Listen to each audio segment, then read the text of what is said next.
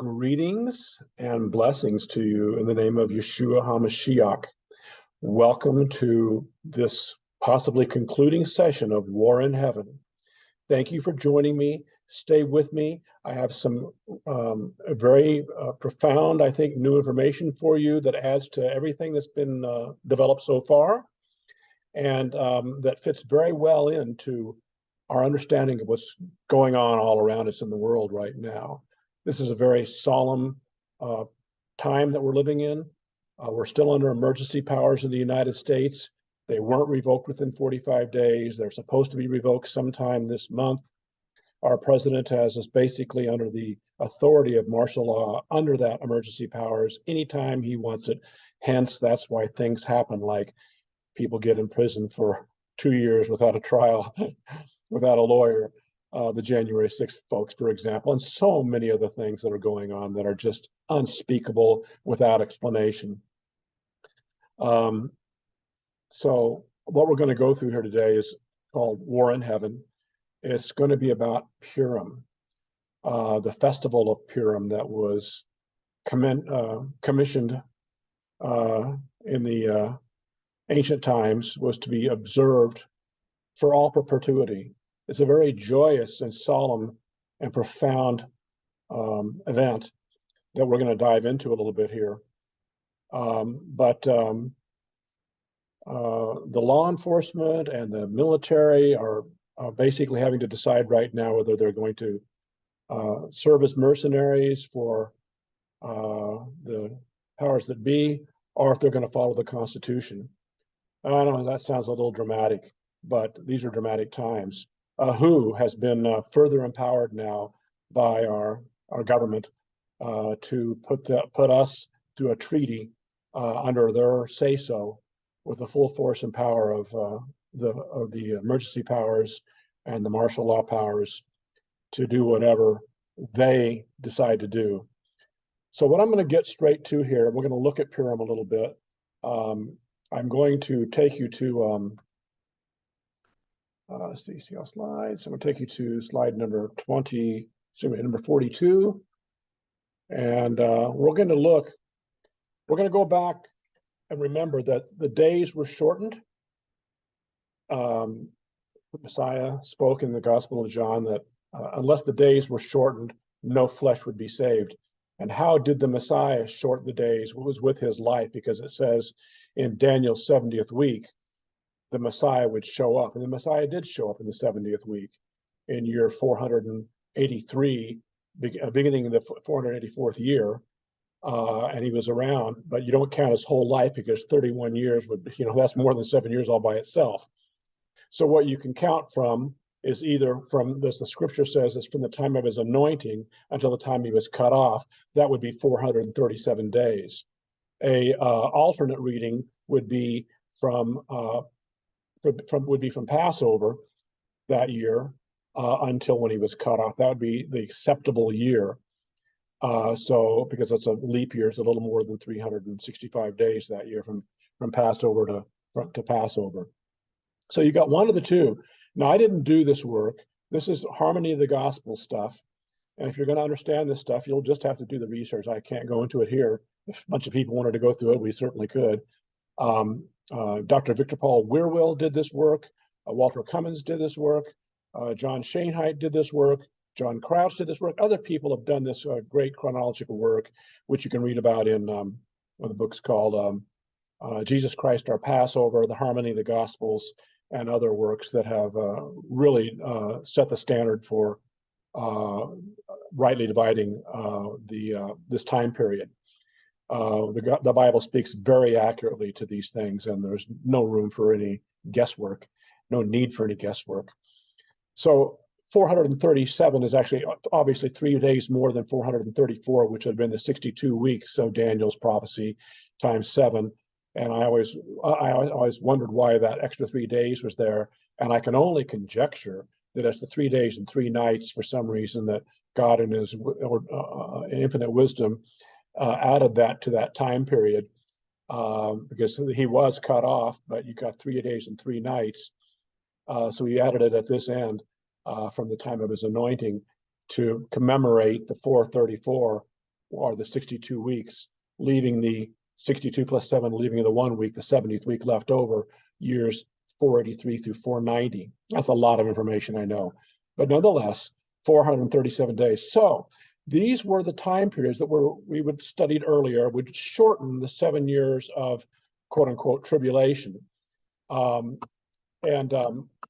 when you look, now here's the new information. Does the Lu world, the Luciferian world order, the Lu world order, march into its own inevitable destruction from this date of Purim?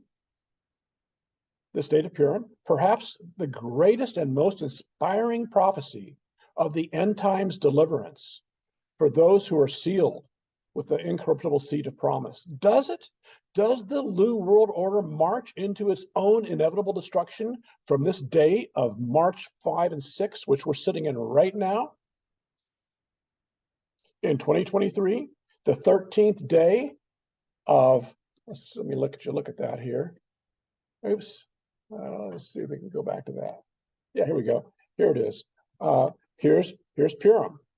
The 13th day of the 12th month is March 5th and 6th. Okay. And that's the commemoration feast of Esther. And then there's 2 more days. The lots were cast. And anyway, there's 3 days of the feast. And these 3 days that Purim has come up consistently as a strange inflection date in eschatological work of myself and others. And I've continued to go, that's not like Passover. It's not like trumpets. It's not like tabernacles, right? It's not like Pentecost. It's its own little appointed time. And I kept wondering why it kept coming up, and it's been annoying me because I've almost been like I've been arguing with God, like, make this video. No, I'm not going to make it. People think I'm crazy. But the thing is, we're going to read about Purim in a second here. But I wanted you to see, we are in Purim right now. Well, okay, so what?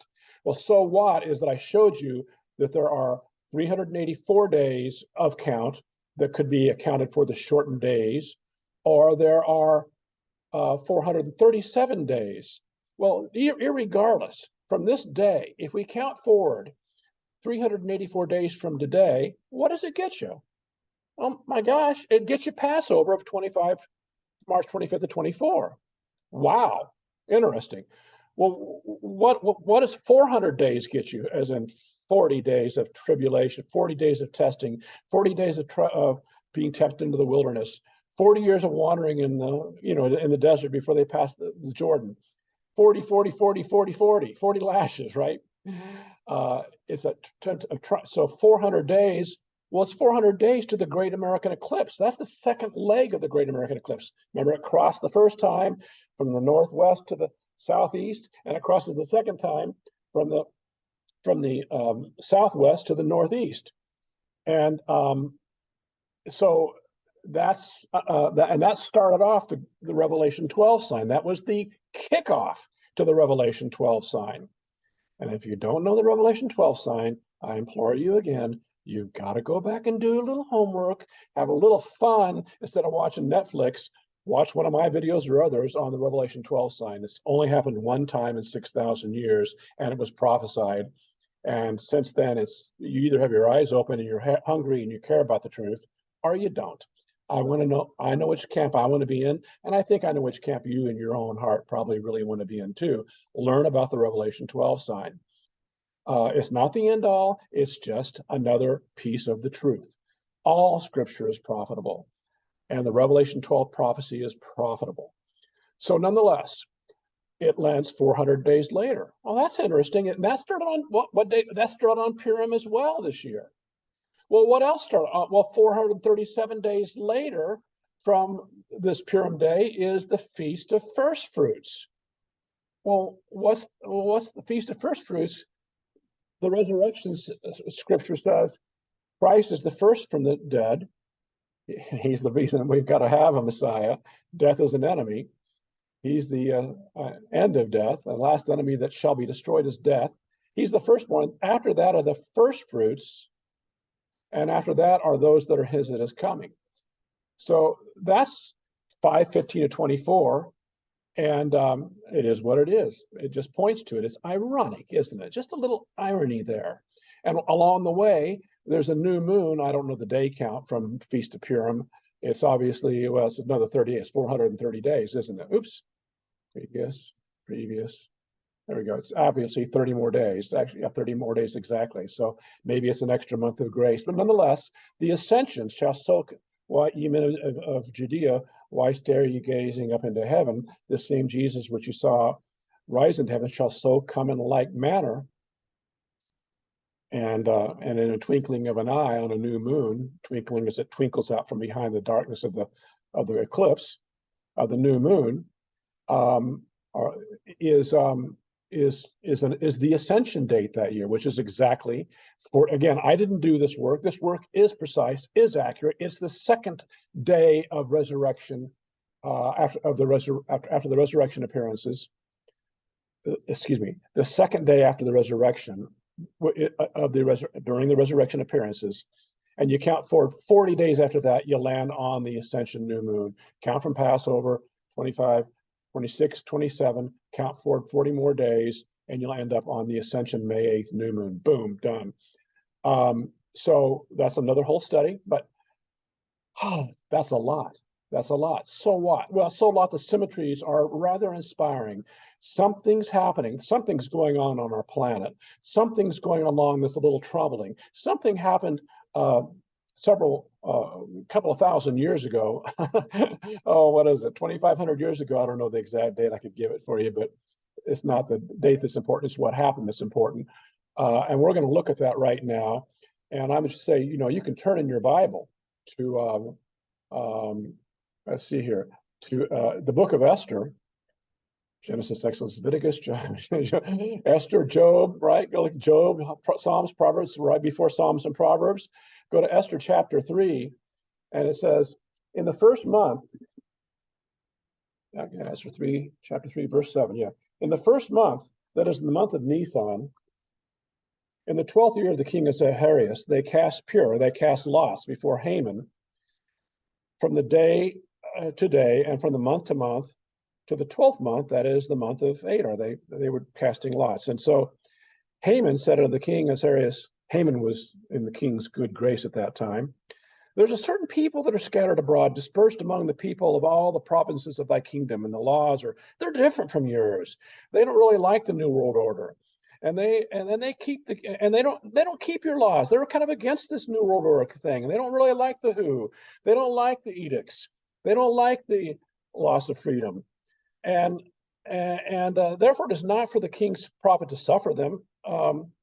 Is it not for the king's profit to if it please the king, let it be written that they may be destroyed, and I will pay 10,000 talents of silver into the hands of those that have the charge of the business to bring it to the king's treasuries.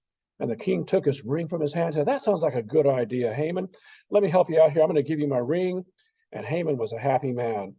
And the king took his ring, gave it to Haman, the son of Hamad, the Agagite, and the Jews' enemy. And that word enemy you'll find later on, is the word Diabolos, which talks about, demonic forces. Some would say that we're dealing with demonic forces in this day and age. It's just bewildering. It's supernatural, the transformation that we're going through as we're marching, seeming inexorably, into the New World Order, right? So this has happened before, and this is an inspiring story of how it was resolved. So again, turn your Bible to Esther chapter 3, and then the kings, in verse 12, the king's scribes called on the 13th day of the first month, the 13th day of the first month, and there was written unto all that this is the 13th of the first month, and there was written according to all that Haman had commanded. So the next month, the 30 days, had commanded unto the king's lieutenants and to the governors that were over every province and the rulers of all the people. So they wrote it out the next month, because remember, it was in the month of Nisan. Yeah, it was the month of Nisan.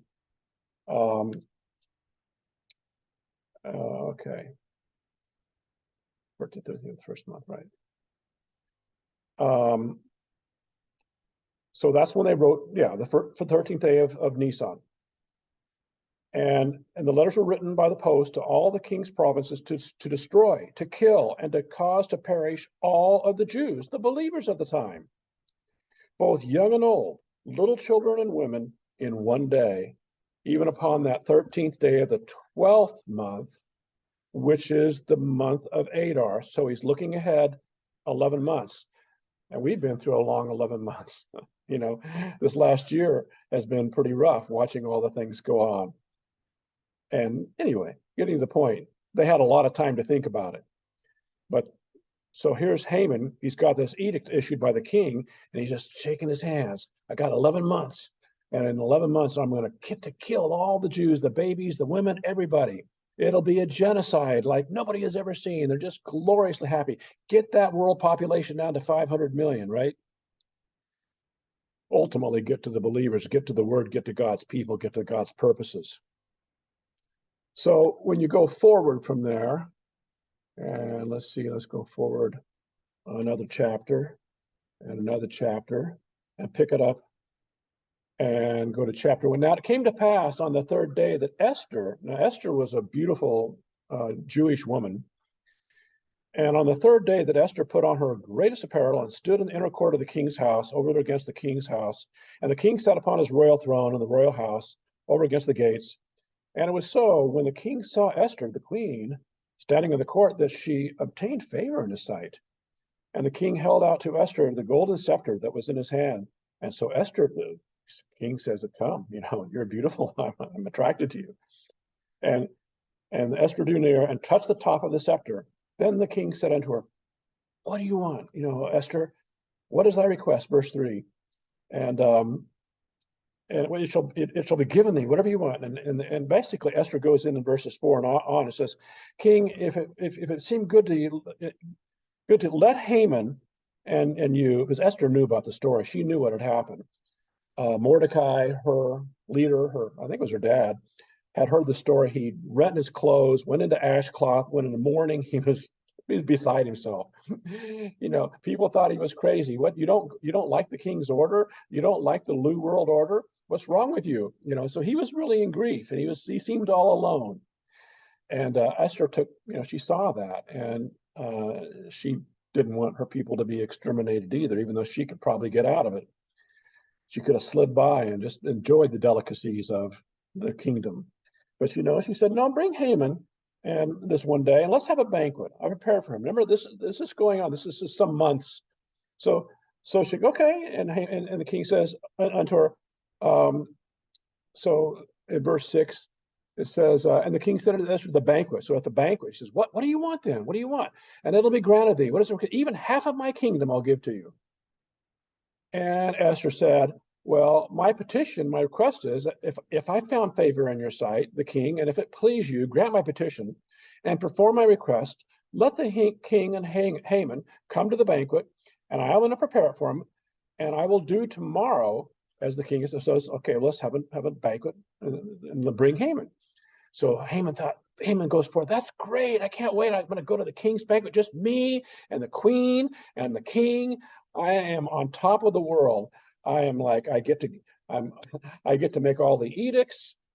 I'm going to have all these people, put in masks. I'm going to tell them when they can come out. I'm going to tell them when they've got to be restricted. I'm on top of the world.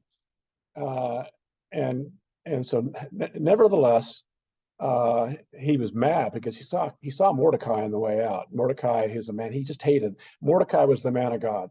Mordecai was a believer. He was a Jew, and he was a different vibe than the vibe of Haman. And they did not vibe, right? They clashed. And so Haman, he was full of, he went home, he told his wife, and he called his friends, and Haman told him what a great guy he was, and how much money he had, and how many great kids. He had 10 sons, and all things were in the king had promoted him. He had the king's scepter ring, and he advanced him above all the princes and servants of the king. And he said, yeah, even tomorrow, Esther, the queen, and I are going to come unto the king and a banquet that she's prepared. And tomorrow, I'm invited also to go with the king. So gosh, Haman's really excited about all this. He gets his best garb on. He gets getting ready to go to the festival party. And in verse 5, and chapter 6, and then so chapter 6 it says, and on that night the king couldn't sleep. This is the night before the festival, and he commanded one of the servants to bring the book of the records of the Chronicles, and to read the Chronicles to me. I can't sleep. And it was found written that Mordecai, the believer, that Mordecai had told of Bigthana and Teresh, two of the king's chamberlains, the keepers of the door, who sought to lay hand on the king. They wanted to kill King Ahasuerus. This is the previous king. And the king said, what honor and dignity has been done to Mordecai for this? And they said to the king's servants and the minister, said, nothing was. And the king said, well, who's in the court? Well, now Haman was in the court, coming to the, so get somebody. So Haman says, bring Haman in here, speak to the king to hang, hold on, let me correct that. And the king said, who is in the court? Now Haman was in the court, the outward court of the king's houses, to speak to the king. And he wanted to come in to talk to the king and say, I want to hang this Mordecai guy. And the king's just now gotten really inspired to help Mordecai. It's amazing how things can deliver when you think things are the darkest. And I want to hang Mordecai on the gallows that they had prepared for him. Now, in those days, they didn't hang him by the neck. They had a sharp spike that's about 6 or 8 feet up in the sky, and the servants would set the gallows. They'd take you up there, and they'd set you on that spike, and it would go up one end of you, and it would come out somewhere up here. It'd be a very long, horrible, excruciating, agonizing way to die. If you think, it was before medieval torture. And so that's what he wanted to do to Mordecai. And so this Mordecai is out there thinking about this. I'm going to talk to the king. And the king's servant said, hey, Haman, come in here. And the king said, bring him on in. And Haman said, and Haman said unto him, what shall be done unto this man whom the king delighteth? I've got somebody I really want to help. What should I do for him? Now Haman thought he was talking about him. And he said, to whom would the king delight to honor more than to myself? And Haman answered the king. Haman answered and said, for the man whom the king delighteth to honor, let the royal apparel be brought, which the king has, even the king used to wear, and the horse that the king rides, and the royal crown which is set upon his head. And let this apparel and horse be delivered unto the hand of one of the king's most noble princes, that they may array the man whom the king delighteth to honor, thinking the king's going to do this to me because he gives me a scepter. He's really excited.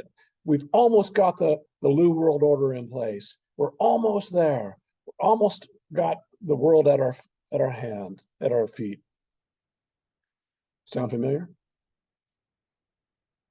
Anyway, and the king said unto Haman, make haste and take the apparel and horse as thou hast said, and even go to Mordecai the Jew, who you hate, that sits at the king's gate, and let nothing fall of all that thou hast spoken, nothing fail.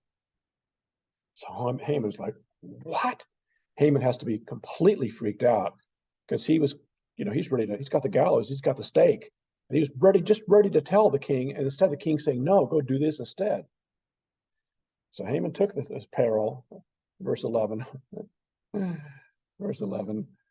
and the horse, and the arrayed Mordecai, brought him on horseback through the street, and proclaimed before it, thus shall it be done unto the man whom the king delights to honor.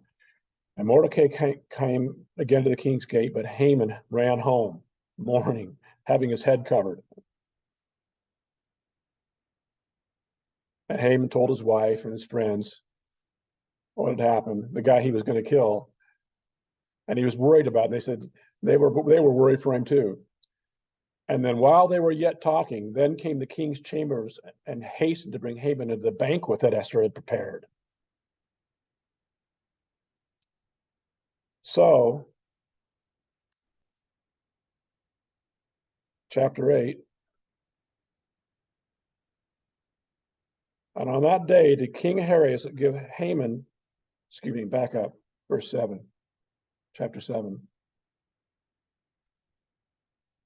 verse 4. So Haman, finally, verse 3, and Esther the king said, if I found favor in thy sight, and if it please the king, let my life be given me at my petition, and let my people have their life at my request. For we're sold, I and my people, to be destroyed, to be slain, to perish on the 13th day of the 12th month. But if we had been sold for bondmen and bondwomen, I had held my tongue, although the enemy could not countervail the king's damage. That word enemy there is the word Diabolos in the Septuagint. Although the Diabolos, what we're dealing with is not just, it is a supernatural war we're in. We're not just dealing with flesh and blood. We're wrestling against principalities, powers, rulers of the darkness of this world, spiritual wickedness in high places. And that's what they were wrestling against too. And then the king answered and said unto her, King Ahasuerus, it was the current king, answered and said to Esther, the queen, who is he, and where is he that durst presume to do this? And Esther said, the adversary and enemy, and this word enemy again is this word Diabolos, is this wicked Haman. Then Haman she's right there, just the three of them. His wife, his beautiful beloved wife, is now telling the king, who was already disposed to want to help Mordecai and the people. And so, as you know, the story goes, and the king, arising from the banquet of wine, in his wrath went into this palace of garden, and Haman stood up to make request for his life to Esther the queen, for he saw that there was evil determined against him by the king. But in verse 8, Haman was fallen on the bed where Haman was begging Esther on her bed, and the king, looking through the door, he's thinking, what's this guy doing on my queen's bed before me in his own home? And this really outraged the king even further. As the word went out of the king's mouth, they covered Haman's face. And the king is saying, then the king said, hang him. And in verse 9, it's really interesting. It says, in Harbanoth, one of the chamberlains said before the king, behold, the gallows 50 cubits high, way up high, wanted to make a big spectacle of impaling Mordecai, the believer, the man of God, who had spoken good for the king, standing in the house of Haman. And so he was going to kill him in his own house. And the king said, hang him thereon. So they stuck Haman rear end first on this pale. Throughout everybody, imagine the spectacle. And imagine the spectacle that will be coming again in the future when the period of wrath starts. Hence, that's what this session is called. So on this day, so they hanged Haman on the gallows that he had prepared for Mordecai, and the king's wrath was pacified. And the Jews, the believers, instead of being persecuted on the 13th day of the 12th month, in verse 12 here, upon one day in the provinces of the king, namely on the 13th day of the 12th month, that's today, which is the month of Adar, the copy of the writing of the commandment to be given in every province was published to all the people, and that the Jews should be ready against that day to avenge themselves. That's the believers. That's God's people. It's not, the Jews were then, and nowadays it's the Judeo-Christian belief system, not the Jews and the Christians. It's the sealed ones. It's those that have been sealed with the Holy Spirit of promise, born of incorruptible seed, to be ready to avenge themselves on their enemies. So it's quite a promise, and it's quite a relief to see that on the 13th day, on this day, so the posts, it went about all the land, and And in every province, in every city, wherever the king's commandment and his decree came, the Jews had joy and gladness, a feast and a good day. And many of the people of the land became Jews or became believers for the great awe of the Creator, of his deliverance is upon us. While whether it's the New World Order or the Egyptians chasing him to the Red Sea, or any of the other great stories of deliverance, this one sits with us this day on the 13th day of the 12th month, the 5th and 6th of March, to be remembered forever. And we do remember it. And now in the 12th month of Adar, 13th day, commandment finally came around. The Jews gathered them together, and they found those evil demonic people that had been ruling over them, that had planned to kill them. They didn't, and they smote their enemies. The enemies, again, those that are possessed in many cases, those that are working strictly, deeply committed to the enemy, to the Diabolos, with the stroke of the sword, and did what they would unto those that hated them. And so they cleaned house. And there will be another house cleaning coming again someday, again on the 13th day of the month of Adar, the 12th month. They rested and they made a day of feasting and gladness. So here's where we are, folks. Verse 26, chapter 9, about done here.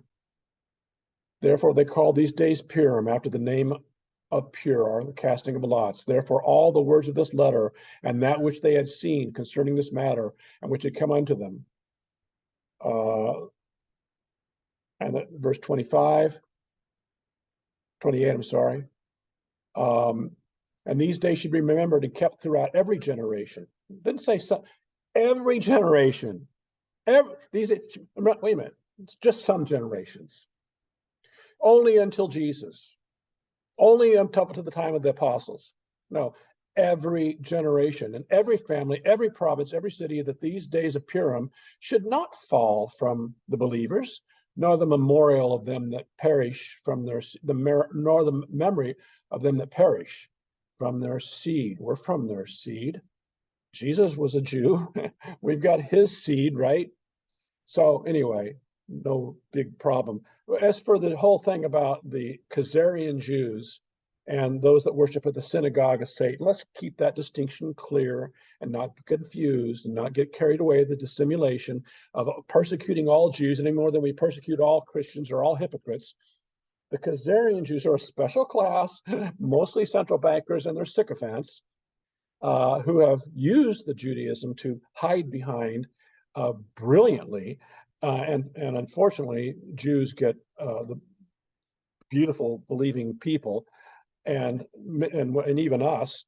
And as we know, the persecution starts against the Jews and the Christians eventually again, but they're in a period of safety, caught away to heaven and nurtured in the wilderness during a certain period of time that's coming up. But I digress. So in the decree of Esther confirmed these matters of Purim, and it was written in the book. So you can read these things for yourself. This story is fantastic. But where we're at right now is in 27 AD, Jesus Christ shortened the days with some portion of his life of the 7-year period of tribulation. Where do you affix those? If you affix it to the midpoint of the let me see here. Let's see here. Boom, boom, boom, boom, boom. Is this it? Oh, hold on.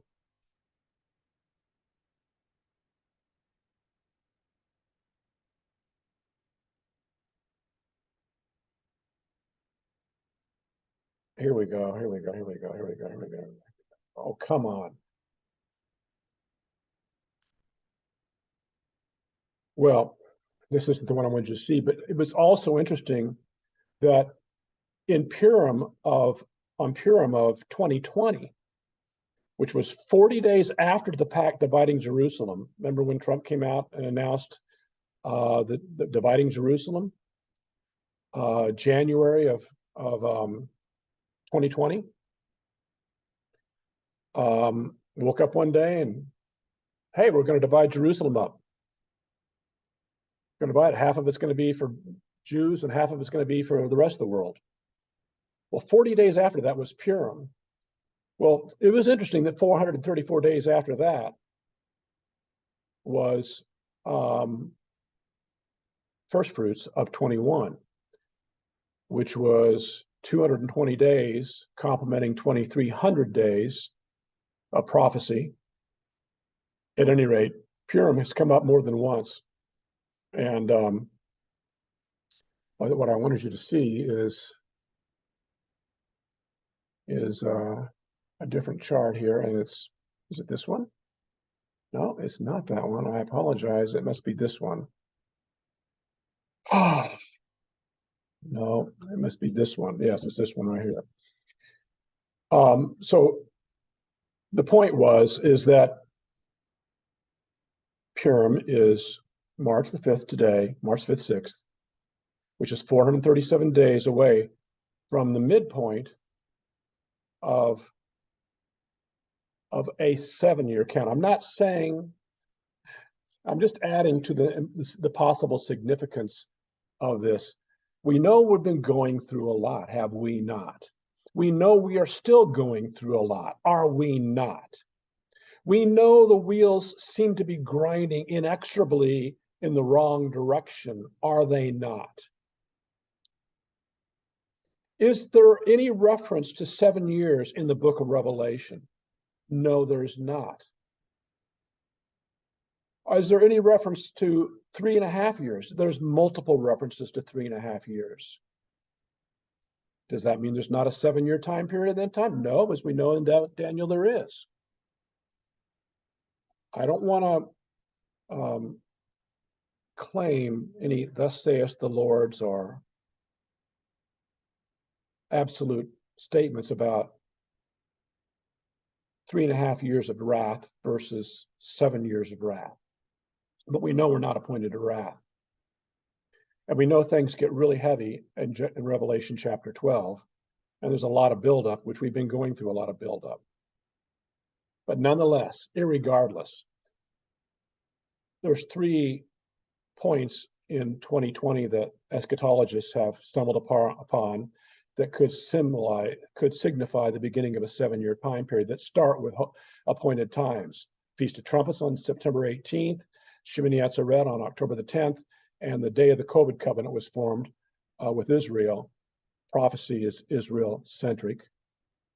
On 9/23 of 20, when Israel agreed they would submit to the COVID covenant, and then later implement the vaccination abomination on. But nonetheless, the halfway point of those are either March the 24th of 24 or March the 22nd of 24. And this Purim count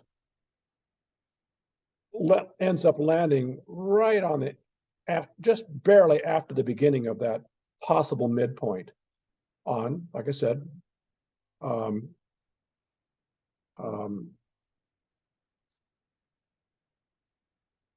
March the was it May 15th, 16th, first fruits, yeah. So anyway, it's just interesting to see where that sits in the scope of everything, that it's really close to the midpoint. At any rate, that's really everything. You have, today is Purim, it's something to be celebrated. You can skip the rest of it if you want. You can take hope in wherever we are in the 7-year timeline, wherever we are relative to the beginning of the last 3.5 years. Irregardless of that, the story of Purim is a fascinating, fabulous, enriching blessing and a hope. These are the 2 midpoints that I was referring to earlier. One is the 322 astronomical sign on the other is Passover on 3/25. They're 3 days apart. But at any rate, I didn't do this work, this chronology work. That if the scriptures can be relied upon, and they can, it says Jesus shortened the days of the tribulation, lest no flesh would be saved.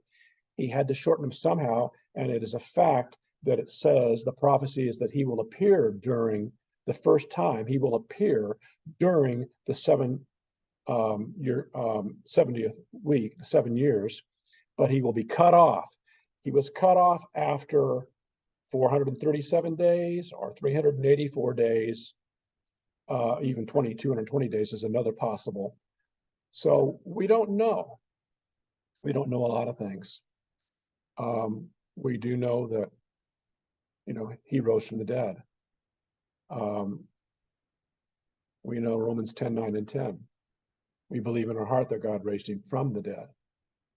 And we believe he's worthy of being our Messiah, our Redeemer, our genetically perfect, incorruptible seed, our DNA to restore our genetic brokenness to the eternal life that we were supposed to have. We do know those things. The rest of the eschatology we may never agree on, and you may not have even time to research it all, or the interest in researching it all. That's up to you. But these timelines are tested, and they happen to line up really well with what I was showing you, the bigger picture. And the day of Purim, which we're in right now, is a wonderful blessing. And with that, much blessings, peace to you. Have no fear. Have trust in your Elohim, your El Shaddai, your Almighty, to heal you and to bring you peace as we take one day at a time. And every day is the day we're one more closer to our blessed day of hope, when in a twinkling of an eye, in a moment when we're all transformed, and immortality puts on immortality, and corruption puts on incorruption, and so shall we ever be with the Lord. Aloha.